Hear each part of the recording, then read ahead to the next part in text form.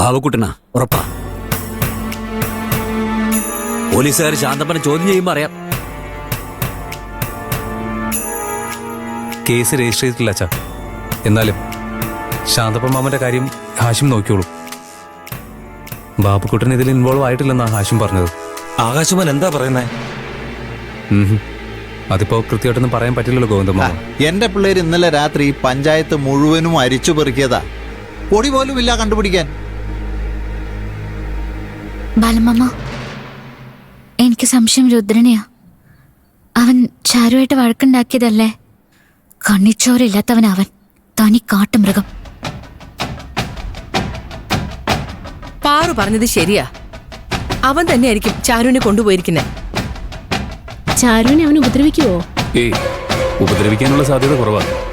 ഒന്ന് പേടിപ്പിക്കാൻ വേണ്ടി ചെയ്തതായിരിക്കും.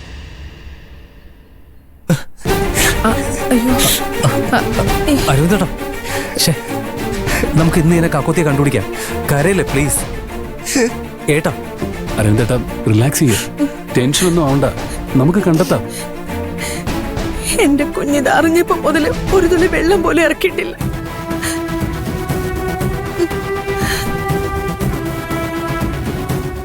അമ്മേ, കരയല്ലേ? ചേട്ടൻ പറഞ്ഞില്ലേ ചാരു ചേച്ചി ഇന്ന് തന്നെ കണ്ടെത്താന്ന്? എന്റെ മോന് നല്ലൊരു ജീവിതം കിട്ടിയതിന് എന്തിനാ ഈശ്വരൻ ഞങ്ങളോട് ഇങ്ങനെയൊക്കെ ചെയ്യുന്നേ?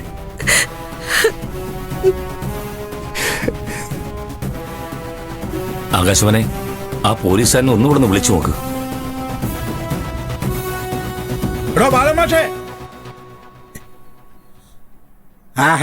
എല്ലാരും കൂടെ ഇവിടെ സഭ കൂടി ഇരുന്നോ? ആ പോലീസുകാരെ എന്നെ ഇടിച്ചു പിടിച്ചും ചോദിച്ചു, അവർക്കൊന്നും കിട്ടിയില്ല. മാഷേ, എന്റെ മോളെ ഞാൻ എന്തിനാണോ തട്ടിക്കൊണ്ടുപോകുന്നേ? താൻ പറഞ്ഞിട്ട് ആ പോലീസുകാരെന്നെ കൊണ്ടുപോയത്, എന്നിട്ട് എന്റെ മോളെ കിട്ടിയോടോ?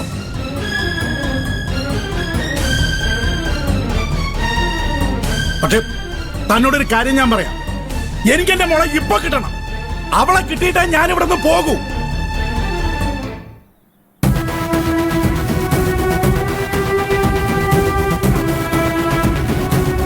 ഇങ്ങേരോടുള്ള ദേഷ്യം തീർക്കാൻ വേണ്ടിട്ട് മാഷ് തന്നെ അത് ചെയ്യിപ്പിച്ചതാണോ എന്ന് എനിക്കിപ്പോ സംശയമുണ്ട്. എന്തിനാ ഈ സമയത്ത് ഇങ്ങനെയൊക്കെ പറയുന്നത്? മിണ്ടായിരിക്കടി. എന്റെ മോന്റെ കല്യാണം മുടങ്ങുമെന്ന് വിചാരിച്ച് ഇവിടെ എല്ലാരും വിഷമിച്ചിരിക്കുമ്പോ അതിനിടയിൽ വന്ന് നാടകം കളിക്കുന്നോടി. നാടകം കളിച്ചോ? ആരെ നാടകം കളിച്ചേ? ഞങ്ങൾക്ക് നല്ലതുപോലെ അറിയാം ആരെ കളിച്ചെന്നുള്ളത്. ആരടി നാടകം കളിച്ചേ? ഇനി ഞാനത് പറഞ്ഞായിരുന്നോ? പറയടി. നിർത്ത്.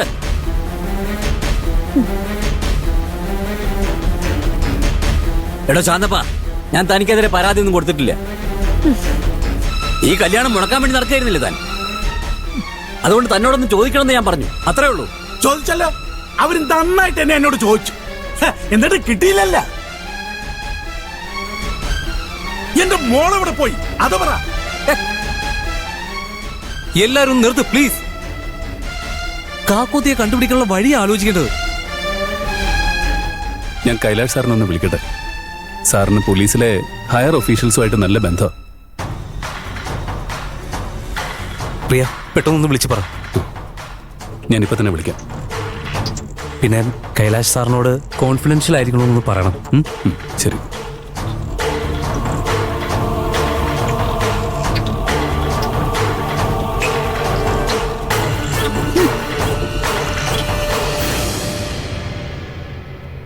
ചേച്ചി, കല്ലു, വിഷമിക്കണ്ട കേട്ടോ. ചാരുനെ നമ്മൾ കണ്ടെത്തും.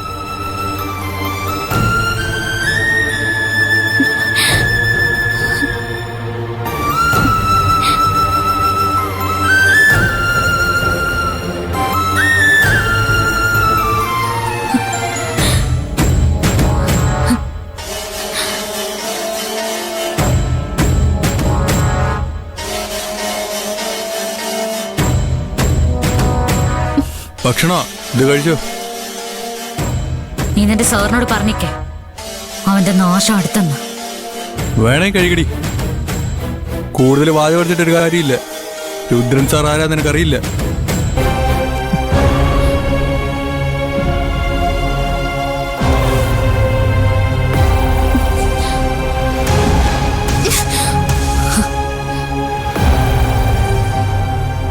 സർ, കഴിവതും പെട്ടെന്ന് തന്നെ. ഓക്കെ സർ, ശരി സർ, താങ്ക് യു.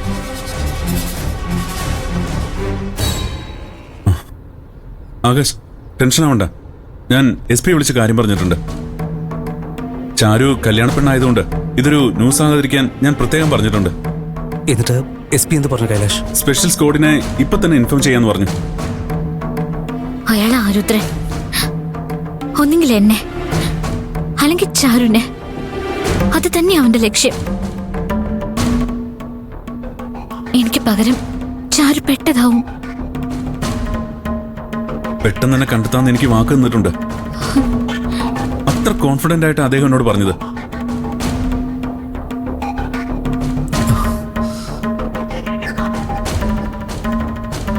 അച്ഛന്റെ ചേട്ടന്റെ വിഷമം കാണുമ്പോ എനിക്ക് സഹിക്കാൻ പറ്റുന്നില്ല.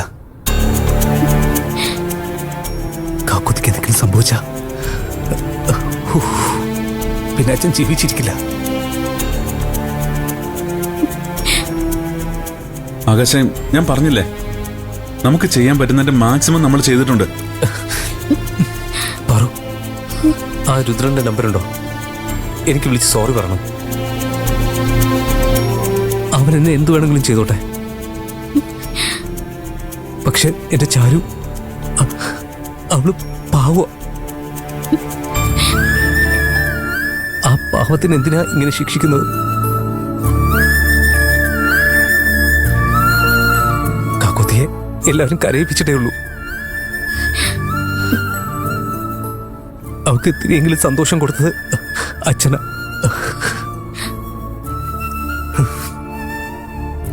Akash, please relax. എങ്ങനെ റിലാക്സ് ആവും ഞാൻ? എന്റെ അച്ഛൻ കഴിഞ്ഞ ഞാൻ ഏറ്റവും കൂടുതൽ സ്നേഹിച്ചിട്ടുള്ളത് ആ കാക്കോത്തിയാ.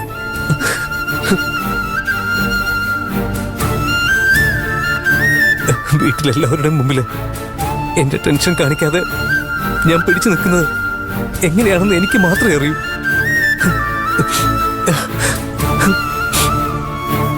കാക്കോത്തിയുടെ അക്കുച്ചേട്ടാന്നുള്ളൊരു വിളിയാ ഇപ്പോഴെന്റെ കാതി കേൾക്കുന്നേ.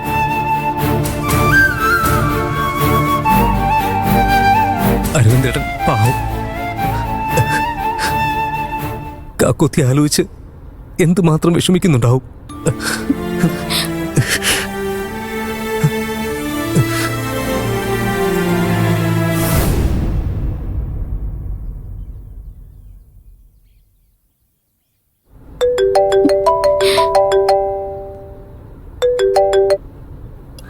ഹാഷിമേ, എന്താടാ, വല്ല വിവരവും കിട്ടിയോ?